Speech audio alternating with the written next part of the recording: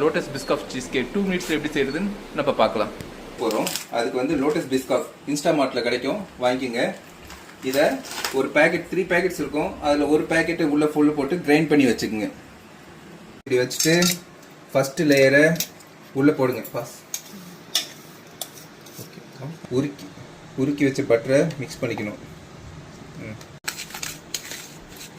நல்லா மிக்ஸ் பண்ணி இப்படி வரும்.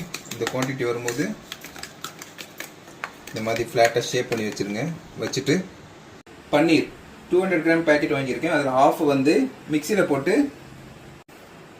ஃப்ரெஷ் க்ரீம் வந்து இந்த குவான்டிட்டிக்கு ஆஃப்க்கு ஆட் பண்ணிக்கணும். பன்னீரை ஓகே.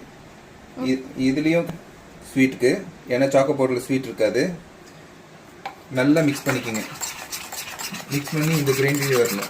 ஓகே, இப்போ ஒரு பவுல் எடுத்து இப்படி வச்சுட்டு ஃபஸ்ட்டு லேயரை உள்ளே போடுங்க. ஃபஸ்ட்டு சாக்கோ பவுடரை 3வது லேயர் ஊற்றுறோம். இதை எடுத்துகிட்டு போய் 20 மினிட்ஸ் ஃப்ரீசரில் வச்சுருங்க. அதுக்கப்புறம் எடுத்து சாப்பிடுங்க. இப்போ நம்ம செஞ்சு வச்ச லோட்டஸ் பிஸ்காஃப் கேக்கை சாப்பிட போகிறேன். அது எப்படி இருக்குன்னு நான் உங்களுக்கு சொல்கிறேன். 3 லேயர் ஃபுல்லாக எடுக்கணும். எடுத்து அப்படி மெல்ட்டாகி வரும்போது அப்படி வாயில் வச்சு சாப்பிடணும்.